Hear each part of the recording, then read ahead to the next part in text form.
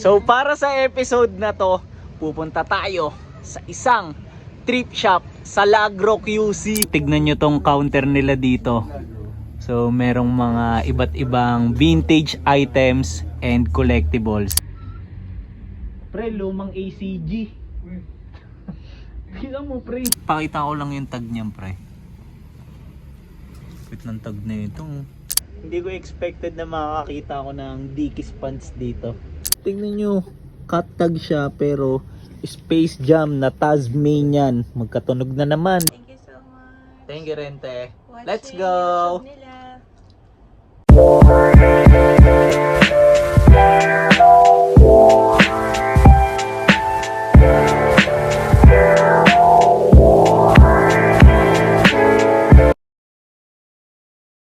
Yo!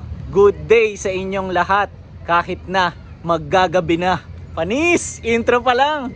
So para sa episode na to, pupunta tayo sa isang thrift shop sa Lagro QC. So let's go! Tapos tignan nyo naman kung sino ang aking mga kasama. So papakita ko sa inyo. Unahin ko na to kasi medyo matagal ko nang hindi napakita sa channel to eh. Ang pinakamalupit na creative director sa buong Pinas. Still kicking, still number 1. Ayan o. Ayan. Wet bread, Johan. Tapos ito medyo may naririnig tayong isang nagsasalita eh. So pakita na natin ang pinakamalupit na photographer sa buong Pinas. So pre. Ay, pukin na mo naman pre. What's up? Pre, Kumusta kayo? nasan tayo pre? Nandito kami. Paki-showcase my friend. Nandito kami Paki-showcase. sa vantage point ng i-snipe. Tang ina. Pre, bakit yung mga term mo ganyan? Parang may nilaro ka kanina lang ah. Ba't ganyan ang mga term mo, pre? GTA kami guys eh. Parang pang sundalo eh. Mismo. Military eh. Mismo. So napakakulit ng trip namin kanina. Nag-GTA kami magkakasama kaya ngayon. Kasi stranded kami ng ulan. Dapat kanina pa kami nandito. Mismo. Tapos, paliwanag ko lang din pala, bali yung pupuntahan namin na shop ngayon. So, located siya sa Lagro QC. Then, yung owner neto, so, minessage niya ako sa IG na asking siya if ever kung pwede raw bang by any chance makabisita kami dun sa sa shop niya or sa store niya para if ever baka meron kami magustuhan, 'di ba? Tapos sakto, wala kasi kaming galaw netong mga to ngayong araw kaya napag-isipan namin na ngayon na gawin. Ready ka na ba dun sa shop, my friend? Oo. Kanina pa ako doon. Looking forward. Bakit? Tulad nga ng sabi mo pre, mga pieces doon medyo kakaiba eh. Mismo. Mamaya pakita natin sa kanila. Pre, suntokin mo nga yung ano neto, camera neto. Putong na mo, pre. Pababa na kami para puntahan si Daragi D. So ito si Daragi D. Pakita lang natin, busy. Gugupit eh. Ayun o. Si Daragi D. Posing ko eh. Ayun o. Bumaba lang kami saglit para humanap ng mabibilan ng kape. Ayan o. Para habang waiting kay Daragi D. May mga umis tayo dito. Pakita lang natin mga skater. Sabi ko kasi sa kanila, skate nga kayo, gumana na ako. Tapos yun, lumapit na sila. Nakita nila nagbablog kami ni Vision Culture eh. Tignan nyo ang aking hot coffee. Ayan o. May mga bagong tropa si Josh dito. Tinatanong yung page niya. Pakita kayo dito. Nice one, ring. 0.5 natin. Wait lang, isa pa. Ayan, pare. Kalookan kids pre. Miso, ayan o. Nakapurma yun. Miso, naka-vape yung miso. Ayan. Mga bata dito pre. Check nyo kami ha. Sa YouTube, mapapanood nyo to. Tapos na kami magkape. And pabalik na ulit kami kay Daragi D. So medyo mahaba lang tong mga beginning part natin. Kasi yun nga, kailangan pa namin siyang hintayin matapos maggupit eh, 'di ba? Pero after naman nito, malapit na lang dito yung pupuntahan natin na shop. So, standby lang kayo. Hang ina, sakto yung balik namin. Tapos na pala si Daragi D. Boss Arn, grabe naman yung gupit mo. Parang sculpture yan ah. Set up na rin kami para bumiyahe papunta dun sa shop. So, ito ang aking mga kasama. Let's go!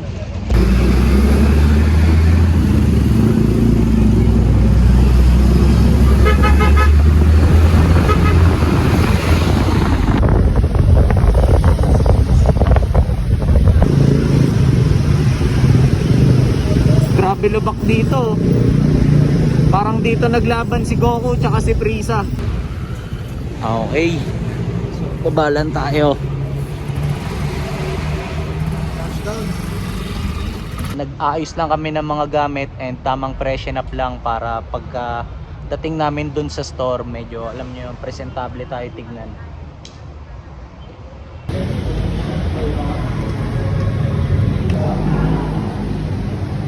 Ano sa dyan? Nakita na ni Johan Lucero. So ito yung shop po. Dito na tayo.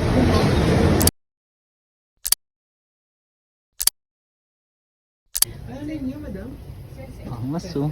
Madam, introduce sa vlog. Hi guys, kasama natin si Madam Cece. Kung magpipicture, magvi-video, walang problema. Ang concern lang sana namin ma'am, yung oras, gusto namin ma-showcase as much as possible Sige lahat. lang, Baka sige matagal lang kami ma'am, okay lang. Sige na, wala problema. Thank you ma'am. Sige ma'am, start na muna kami. Sobrang overwhelming tong shop na to. Hindi ko expected na ganito talaga. Salamat, salamat. Grabe dito, Makakarating po tingnan sa nyo. una. Ito yung isa sa mga napansin ko agad. Pre, may Harley Davidson na libro dito, pre. Tingnan mo, pre, grabe yung mga libro nila dito. Ayan o. Papakitaan ko tong mga viewers ko, pre. Tignan nyo tong isang piece nila dito. Ayan o. Ito kasi mga may 70s. Ito 90s. Tol, tignan mo tong book na to. Ano nga tol, ano? So, medyo pakibuklat kasi baka first time lang makakita ng mga nandito sa channel. Which is ako, first time ko lang din talaga. So, gusto ko lang din i-share. Ayun o. Grabe yun. So, ma'am, tanong ko lang yung mga ganitong piece. Ano to, for archive o for sale din? Archives, Gets. not per se. Oo. Talagang maintindihan ko kung pang ganun lang talaga sila. Grabe. Kasi nagiging basis ko din yan for, Mhm. for halimbawa, pag may dumating na items for us. For Tapos, reference. Oo. May Oh. piece kasi din dito sa shop na nasa book. So, parang doon malalaman na real, authentic Okay. yung item. May pagbabasihan ka kasi. Gets. Kasi minsan, di ba, yung mga piece na walang tags. Ito pa yung ibang mga book ko. So hindi ko na to mga maiisa-isa, pero mostly about to sa mga history ng mga vintage pieces and garments. Tapos mga tungkol din sila sa fashion. So for example, tignan nyo, ito may isa, Nike Chronicle Deluxe na alagay, 'di ba? Tapos merong mga tungkol sa vintage Aloha shirts. Tapos Ultimo LL Bean meron din, oh. So ang lupit na ito. Grabe yung curation nila ng mga libro dito. Pero as per madam, hindi daw to mga for sale. Tignan nyo tong counter nila dito. So merong mga iba't ibang vintage items and collectibles. Ayan, oh. Diba? Ang kulit na ito, yung Happy Meal box, diba? Tapos, ang lupit na ito ngayon wala nakita. Merong Star Wars. Si R2-D2. Ayan, di ba? Ayan, oh. Tapos, kompleto pa yung box. Pero yung lupit ng Star Wars dito. Lupit. Pre, parang dito pa nga lang ang hirap na ubusin ng mga items eh. Ayan, oh. 3 days, 2 nights tayo dito. Kaya nga, pre. Nakita mo dyan. Doon mo parang bottle opener. Sige nga, medyo pa-showcase mo nga dito. Ano yung gago? Parang dito mo yata bubuksan na saan dito may ipon yung tansan. Gits, lapit ko. May nakita si Danagi dito. Dito mo bubuksan yan, may ipon yung tansan. Pepsi na bottle opener, Gumagalaw vintage. siguro dahil kapag itatapon mo na, di ba? Gago na lupit. Tapos yan tol, yun nasa likod mo, Coca-Cola. Pero tignan mo yung tag, lupit to, vintage na li. Pre, lumang ACG. Kaya mo, pre. Hindi, mamaya pa, pre. Easy, tiger. Easy, tiger. Tignan nyo. Ayan, oh. Tol, pakita ko nga lang yung malaking lagayan ng Coke. Pero instead ng mga soft drinks na nakalagay, tignan nyo puro pants. Tapos once lumapit tayo, tignan nyo yung mga price tag. So kaya ganyan yung mga presyo niyan kasi lahat sila vintage pieces. Hindi ko talaga alam kung paano ubusin yung mga items dito. Pero susubukan kong isa-isahin tong rack na to. Ayan, grabe oh. Para ako nasa paraiso sa totoo lang. Naka-overwhelm dito. Sobrang daming mga gandang items. Size ko to. Mamse, kapag kayo yung mga ganitong tag, from 80s siya, tama, di ba? Or... 87, baka late 70s. Damn, mas maaga pa pala. Wala ka pa nun, boss. Feeling ko lang.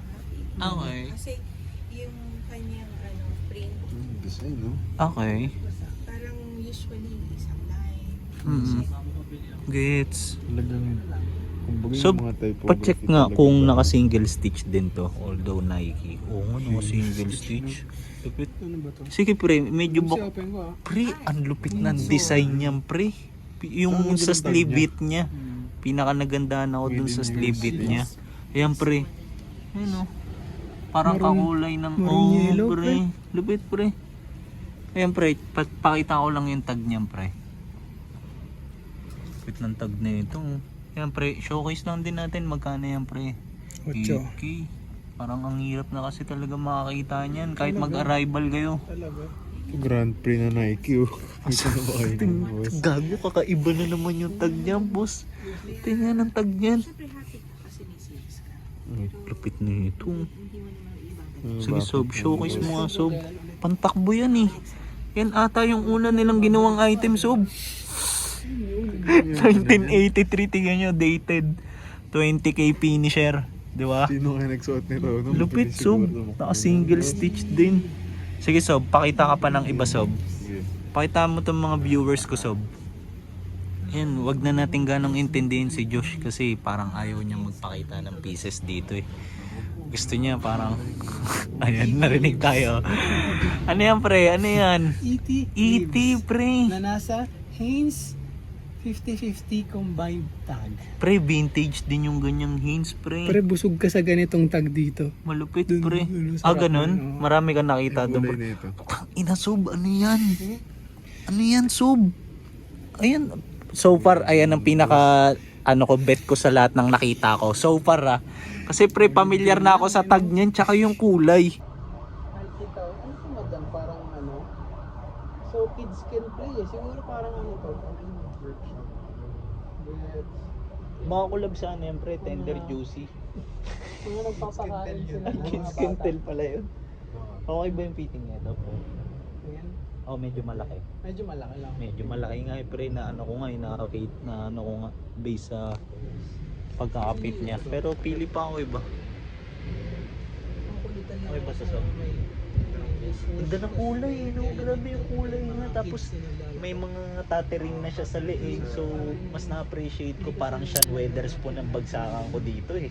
Diba? Panisivision Vulture pagka size ko to. Namit ko yun si Sean. Ay kami rin madam. Sino? Sa MSE, Sean Weatherspoon. SW. Yun, na-meet namin siya. Okay. Kasi ano siya, bumisita siya personally doon, di ba?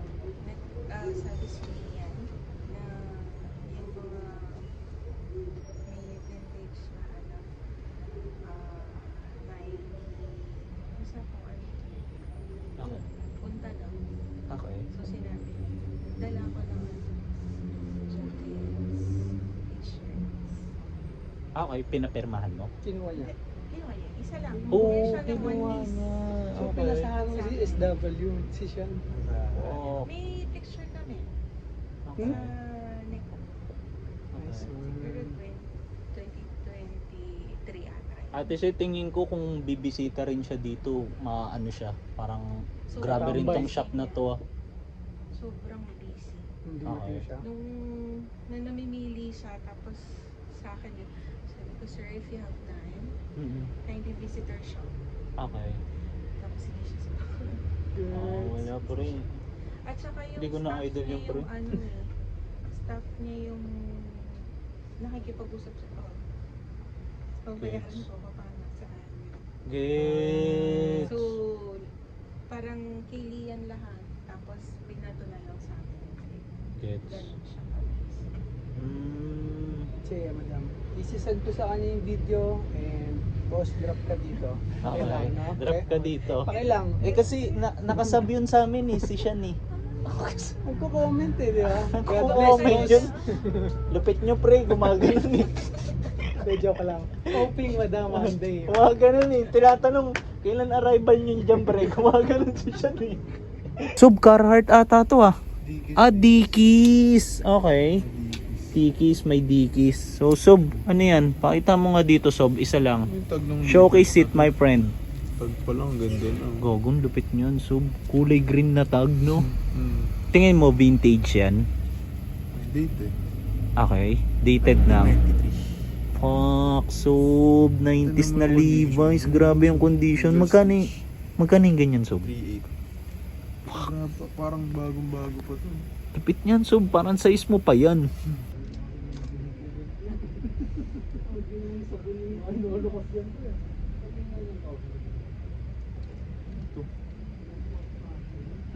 Hindi ko expected na makakita ako ng Dickies pants dito na 874. Tapos sakto pa, naka Dickies pants din ako ngayon. Meron din ditong Carhartt to. Wala siyang tag sa likod, yung kagaya ng mga usual ngayon, pero to Carhartt yung botones niya. Tapos meron siyang mga tag sa loob. Pre, ano yan pre? Check it out nyo guys. Hat. Vintage hat. May letter Okay. L. Oh, ano naman yan pre? Ano bang merong special ba yan pre? Ano ba yan? Di ko alam kung special to guys Ay gago pre. Di ko lang sure Pero Lupit kayo na yan, mag-decide pre. kung special yan. Pre, ako nalupitan ako kasi first time ko maka-encounter ng ganyang tag ng Levi's. Tapos sakto pa sa kulay ng brim niya. Diba? Ang ganda ng details Mas gago. L pre, bagay ito sa'yo Lacson eh. Okay. Sa ganun mo siya nakikita. Tignan yung presyo. Reasonable. Okay. Sa hindi inaasang pangyayari, so kailangan ng umuwi ng homie natin, Johan Lucero, wet bread on IG. So kasi meron pa siyang maagang lakad bukas para sa isang shoot. Di ko nasasabihin kung sino yung magiging kliyente niya, pero top celebrity yun. So kailangan niyang gumawa ng video coverage. So salamat Sob sa pagsama dito. So takits tayo sa mga susunod.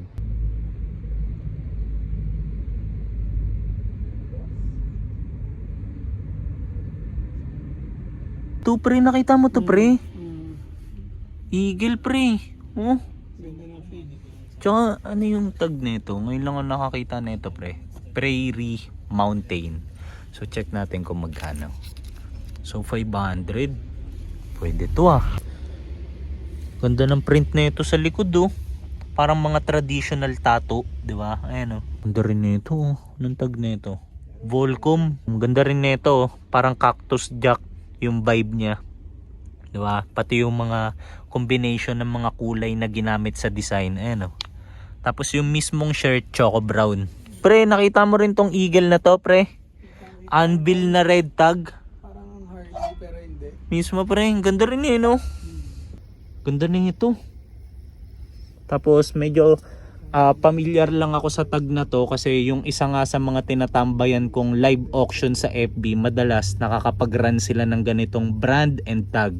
Ayan, Signal Sports. Sana makapunta rin kayo dito. So, ipa-flash ko sa screen yung address netong shop para if ever malapit lang kayo dito or kahit medyo malayo kayo, makabisita rin kayo dito kasi ang dami nilang solid pieces. Gaya nito, tignan nyo, vintage na Nike. Ayan o. Diba? So, may mga maaabutan kayong mga items na ganito dito. Di kayo mauubusan.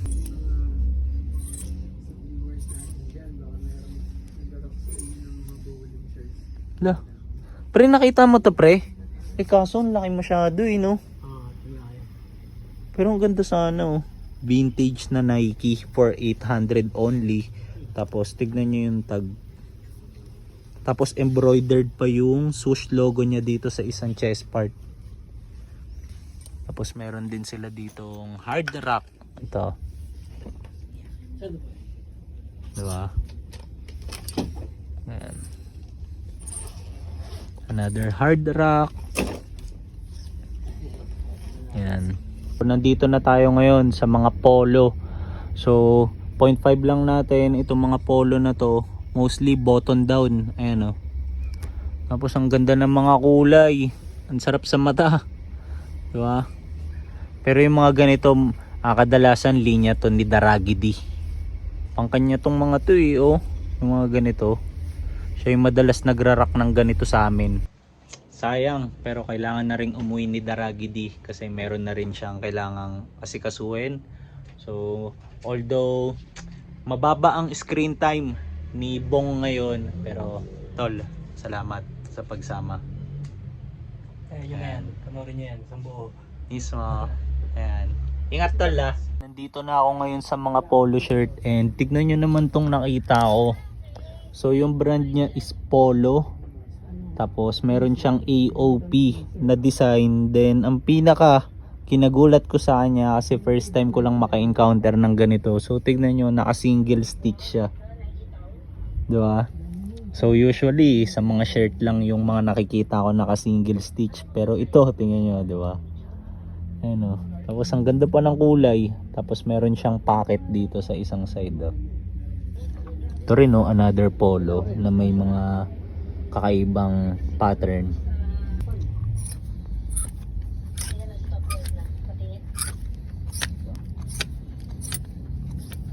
May mga shirt pa pala dito. Akala ko dun lang sa isang side kanina.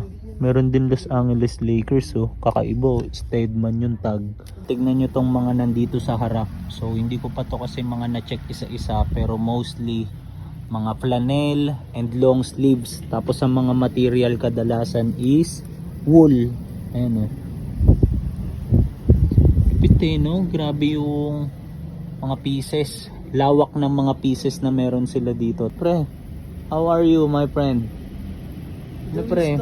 May mga napili ka na ba pre? Ako meron na akong mga pagpipilian pre. Habang nagkukwento si Ate Se, so hindi ko napigilan. Medyo nakita ko kasi parang nakalagay turn habang nung nakatupi siya, tas may nakalagay ED. Tapos na-anticipate ko na agad na Return of the Jedi siya kasi familiar ako sa Star Wars from 1 to 3 na series nila. So tinignan ko, tapos chinek ko, ayan, nakita ko yung price 6K. So kung nasa point na ako na ballin na ako, bibiling ko talaga to. Bakit? Kasi ang ganda oh. Tapos nung chinek ko yung details niya, nalaman ko pa na license siya and dated ng 1983. Ayan oh. Naka single stitch all over. Then yung tag niya is faded na. Yan, pero still ganda nito. Grabe to. Meron na naman akong ipapakita sa inyo kasi ito si Ate Ceci panay ang bunot oh. Tingnan nyo. Cut tag siya pero Space Jam na Tasmanian. Magkatunog na naman, 'di ba? Tasmanian, Space Jam, magkatunog na naman. Tapos dated pa to ng 1996. So sweater siya. Tapos sobrang ganda ng details ng print nito. Ayan oh. Tapos meron pang isa, dalawa sila. So ito merong hard tag ng Looney Tunes. Tapos another Tasmanian Devil. Ayan. Ganyan yung itsura nyo. Meron siyang mega print. Tapos yung kulay ng shirt, ang ganda oh. Ganda ng pagka-fade. So check natin kung may back hit. Wala na. Yo! So, alam niyo naman, 'di ba? Every time na may mga binibisita tayong mga ganitong thrift shop, as much as possible, sinusubukan nating bumili, 'di ba? Para in some way makabawi tayo dun sa mga store owner sa pag-invite nila sa atin. So, since ganun nga yung nabanggit ko, so hindi ko na iuuwi and hindi ko napapatagalin yung outro kasi 'di ba kadalasan umuuwi muna ako bago ko ipakita yung mga nakuha kong items. Pero this time, dito ko nagagawin para habang kasama ko rin tong tropa natin, 'di ba? So pakita ko sa inyo kung ano man yung items na nakuha ko. So unahin ko na 'to. Check nyo to. Charan! So, vintage shirt. Ayan. Then, anong vintage shirt? So, ito yung tag niya. Hefty by TJ's. Tapos, nakakatuwa kasi first time ko lang magkakaroon ng ganito. Ayan. Tapos, yung details niya, naka single stitch siya all over. Then, ang mga bagay na kinonsider ko kung bakit binili ko to. So, una, kakaiba yung kulay niya. Ayan. Tapos, pangalawa, para sa akin, magiging great addition to sa mga collection ko ng random vintage shirt, di ba?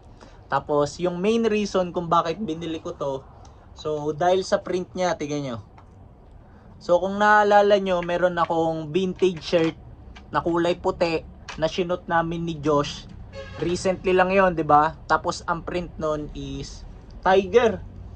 Bengal eh. Ayan. So, naisip ko lang, maganda tong pandagdag doon, di ba? Ayan. Kumbaga, parang terno sila. Pero, bukod sa tiger, parang di ko lang sure kung anong hayop to. Kasi parang medyo hirap akong i-distinguish yung pinagkaiba ng jaguar sa leopard eh.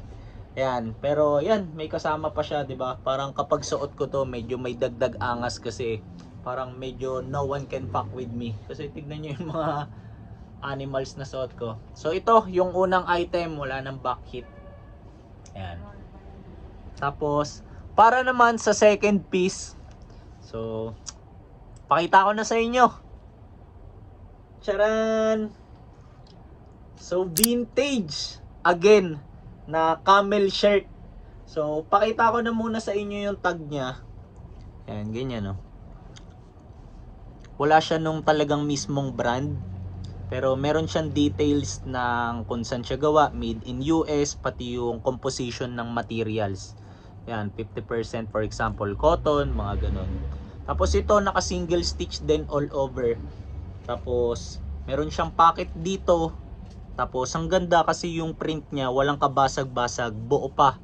Given na yung shirt is vintage na pero still ang ganda pa rin ang condition niya. Ayun. Kita nyo si Vision Vulture umikab, di ba? Di mo na umalis sa frame. Ayan. Tapos pakita ko lang din sa inyo yung back hit nito. Tignan nyo naman. Ayan, oh.